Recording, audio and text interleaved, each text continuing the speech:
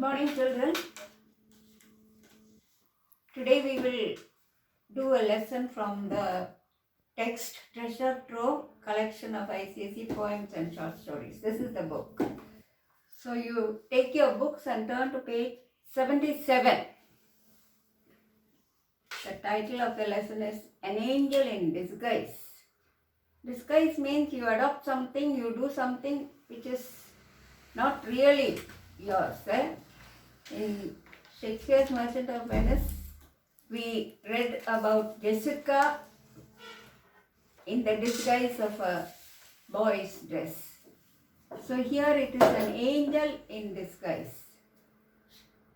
The angel here is a very young girl, very small girl, but the effect she has on other people is like that of an angel. So she is only a young girl, a very small girl.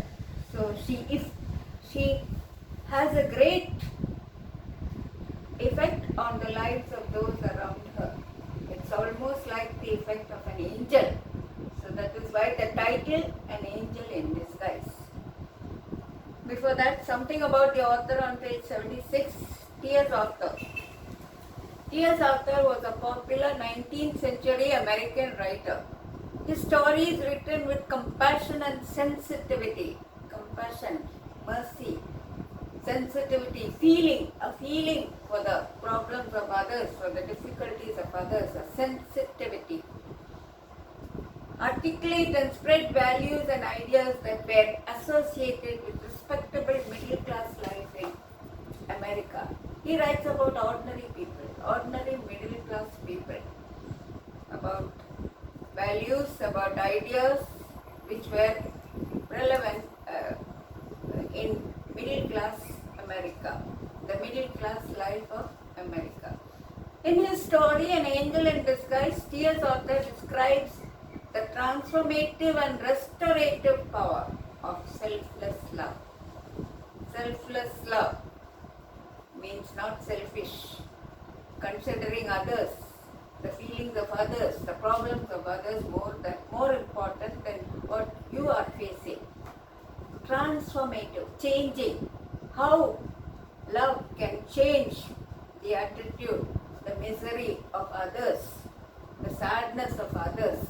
Restorative is to restore something to something which is damaged, which is bad, which is a problem, to bring a solution to that problem, to that difficulty, a problem to the situation. It relates the advent of Maggie. Advent means the introduction of Maggie, a frail young orphan, into the lives of Wheelwright Joy Thompson.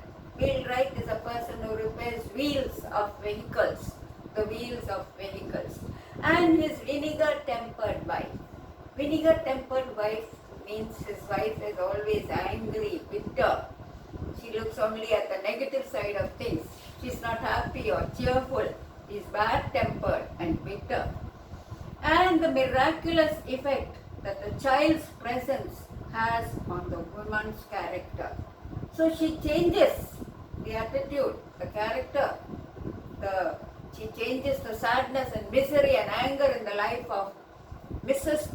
Thompson into one of joy, and Mrs. Thompson is able to find meaning in life when this young girl, she's an orphan, she's bedridden, she cannot walk, but when this girl comes into the life of this family, the Thompson family, there is a total, complete change in their life. Their life which was meaningless, their life which was one of misery and sadness, changes to one of joy and happiness. They find a purpose in life. Child's presence has on the woman's character and the happiness that she brings to her adoptive family. They adopt her. They do not have any children, so they adopt this orphan girl. Now we will go on to the lesson on page 77, An Angel in Disguise, T.S. Author. Idleness, vice and intemperance. Vice is all bad qualities, opposite of virtue. Virtue is good qualities. Idleness is a vice. Intemperance, no control at all. This mother in the story has taken to alcohol. She drinks without any control at all. And intemperance, not a controlled life, not a disciplined life. Idleness, vice and intemperance had done their miserable work, and the dead mother lay cold and still amid her wretched children. She has very small children, and she is alone in that old broken house with these children, and suddenly she dies. She dies because of intemperance, because of her habit of drinking. Wretched children, miserable children, sad. She had fallen upon the threshold of her own door. In front of her house itself, she fell down in a drunken fit. After drinking too much alcohol, she fell down and died. She had fallen upon the threshold of her own door in a drunken fit and died in the presence of her frightened little ones. Remember, these children are very small and there is no one else in the house. Death touches the springs of our common humanity. Humanity is to be human, to be kind, to be considerate, to be generous. And no matter what faults there is, we forget all these faults in the midst of death. When there is death, all the faults against that person, all the bad things against that person are forgotten. Death touches the springs of our common humanity. When she died, when the mother died, all the villagers felt sorry for her children maybe. Before that, they were finding fault at her, they were criticizing her, finding fault with her. Death touches the springs of our common humanity. Common, all the villagers there taken together, they sympathized with the woman in her death when she died. The woman had been, before her death, the woman had been despised, looked down upon, scoffed, mocked, and angrily denounced by nearly every man, woman, and child in the village. Denounce means put down, useless. This woman is useless, no good. So she was put down and made fun of by all the villagers, including every man, woman, and child. But now, as the fact of her death was passed from lip to lip in subdued tones, pity took the place of anger. Now people came to know that she was dead. The news was spread from one person to the other, from lip to lip. And the news was told in very soft, whispered tones. So instead of anger and denunciation, there was pity and sorrow. Denunciation, I told you, finding fault and criticizing and putting down that person and saying that there is no good in that person at all. Neighbors went hastily to the old tumble-down hut in which she had secured little more than a place of shelter from the summer heat and the winter cold. Some with grey clothes for a decent interment of the body. So it is an old broken hut in which these three children and the mother stayed, and it did not protect them from either the cold or the heat. So some came there with grey clothes for a decent intermental burial, so that the mother could be buried in a proper way of the body. Some with food for the half-starving children, 3 small children, 3 in number. Of these, John the eldest, a boy of 12. The eldest child is only 12 years old. He was a stout lad, able to earn his living with any farmer. He's strong, he's 12 and he can do work. And people adopt him or take him with the intention of making him work in their houses. Of these, John the eldest, a boy of 12, was a stout, a very strong, healthy, able to earn his living with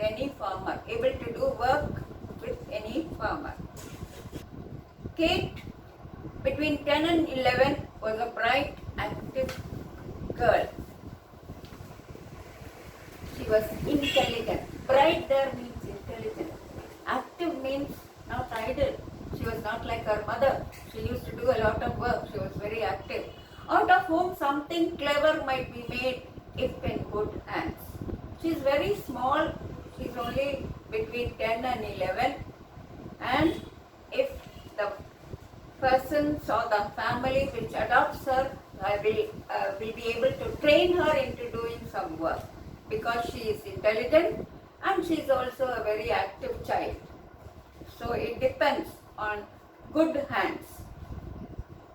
An active girl out of whom something clever might be made if in good hands. If in good hands means if she is adopted by a good family, by a family which can train her and help her, she will be very useful. She will learn a lot of things because she is clever.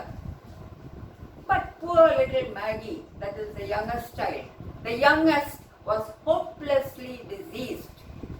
She had a problem. She could not walk. 2 years before, a fall from a window had injured her spine. Her backbone was broken and she could not move about. She could not walk at all. And this happened 2 years before, and from that time she is bedridden. Bedridden means she cannot get out of the bed or move about.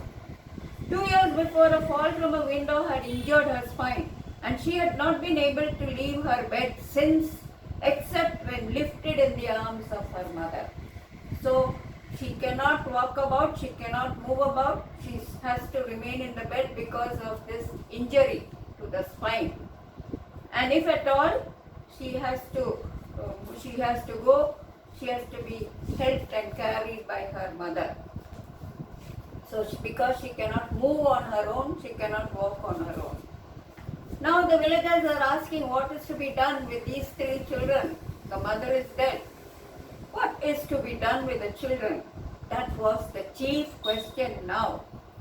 The dead mother would go underground.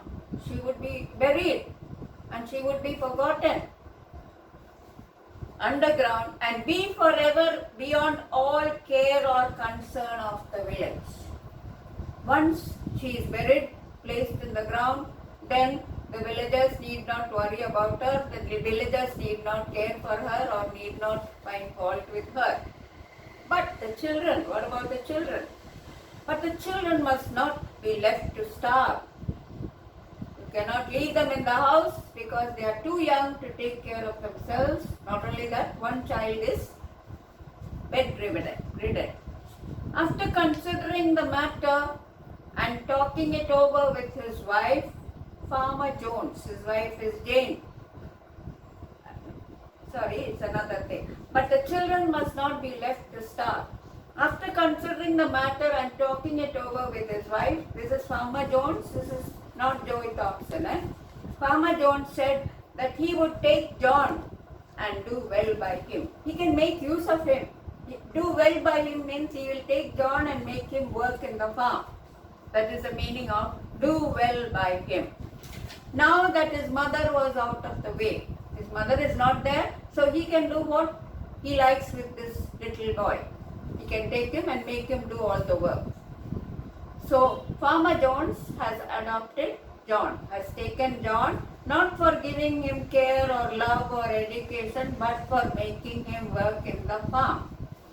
And Mrs. Ellis, who had been looking out for a bound girl, means like a slave girl, concluded that it would be charitable in her to make choice of Katie, that is Kate, even though she was too young and too much and to be of much use for several years. Too young and she could not do any work for several years because she is only 10. But Mrs. Ellis decided to take Kate, the second child, not with the intention of giving her a happy childhood, but with the intention of teaching her household work and making her do the work of a maid in that house. But still, Mrs. Ellis thinks that she is doing a very generous, a very charitable thing to this little girl, Kate. I could do much better, I know. I can get a better girl, an older girl, a girl who is more capable of doing work. I could do much better, I know, said Mrs. Ellis. But as no one seems inclined to take her, no one wants to take Kate, I must act from a sense of duty. I feel that it is my duty to take this child to my home.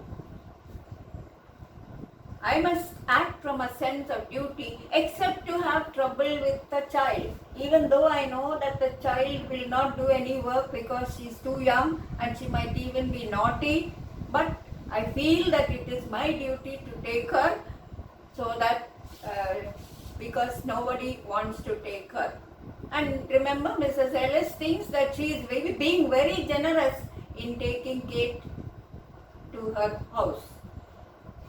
As I told you, not with the intention of giving her a happy childhood, but she has the aim, she thinks, she's planning that she can make Kate do a lot of work. Because Kate is bright, intelligent, and she will learn the work very quickly.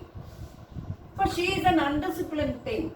She might be very naughty, she might be very mischievous, used to having her own way. Since the mother did not bother about the children, that is Kate's own mother, she neglected the children, so maybe she is very mischievous and naughty, but still I will take her. But no one said I will take Maggie. No one wanted to take Maggie because she is very young and also she is bedridden, she cannot walk. But no one said I will take Maggie. Pitying glances were cast on her wan and wasted form, very thin, weak, lean. They looked at her in sympathy, pitying glances. All the people, all the villagers looked at her with sympathy, but nobody wanted to take her. Pitying glances were cast means thrown in her. Wan means very pale, wasted form, very weak, unable to do anything. She cannot walk. And thoughts were troubled on her account. They felt worried about her, but they did not do anything to help her. So what we say is verbal sympathy. You feel sad in your mind or you express sorrow in your mind, but you don't do anything to remove the sorrow of that person. Thoughts were troubled on her account. People felt sorry for her, but they did not do anything constructive to help her. Mothers brought cast-off garments. Cast-off means dresses of their children which were destroyed or which were torn or which they had thrown away. Mothers brought cast-off garments, dresses which they had thrown away, dresses belonging to their own children. And removing her soiled and ragged clothes, dressed her in clean attire. They took off her dirty, old, worn clothes and they put on clean clothes for her. Attire is garments, clothes. The sad eyes and patient face of the little one, that is Maggie. She was looking very sadly but very patiently. The sad eyes and patient face of the little one touched many hearts. Many people, many villagers who came there felt really sad for her and even knocked at them for her entrance. The eyes of the child seemed to speak to these villagers. The eyes seemed to say, Maggie's eyes seemed to tell the villagers, will you please take me home? I don't want to be left alone in this house. Who will take care of me? The eyes seemed to speak to these villagers and even knocked at them for her entrance. She wanted someone to take her to their home. But none opened to take her in. No heart was open. Nobody wanted to take Maggie, because if they take Maggie, she will only be a burden. They will have to look after her. She cannot be made to do any work. Even though she looked at the villagers sadly, patiently, with so much of eagerness that someone would take her, no one bothered to take her. But none opened to take her. Nobody agreed to take Maggie or adopt Maggie and take her to the home. Who wanted a bedridden child? Naturally, the question will arise, who will want this child who is sick, hopelessly sick, cannot be cured, cannot be able to stand or walk? Take her to the poorhouse, said a rough man, of whom the question, what is to be done with Maggie, was asked.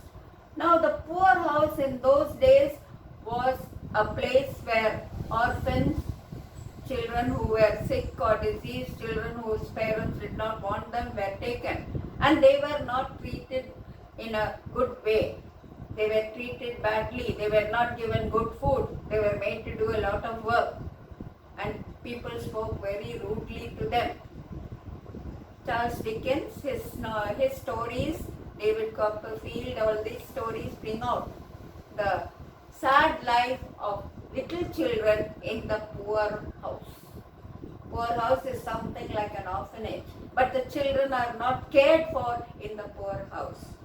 They are not given proper food and medicine, and they are treated very badly. So this man said, take her to the poorhouse, said a rough man, of whom the question was asked, what is to be done with Maggie? Nobody is going to be bothered with her. Naturally, nobody will care for a sick child. The poorhouse is a sad place for a sick and helpless child, answered one. And the other person will say, for your child or mine it will be a sad one, because we have good homes. But for Maggie, it will be a very good place, rather than being left alone in this old broken house with nobody to take care of. For your child or mine, said the other, lightly speaking. But for this brat means a naughty child. It is brat is actually not a good term when you use for a child. It will prove a blessed change. She will be kept clean, she will have healthy food and be doctored, which is more than can be said of her past condition. It is best to take her to the poorhouse, because there at least they will keep her clean, they will give her good clothes, they will give her good food, and they will also treat her, they will give medicine. So it is better than even her past condition when her mother was there. The mother used to neglect this child. So we will stop there.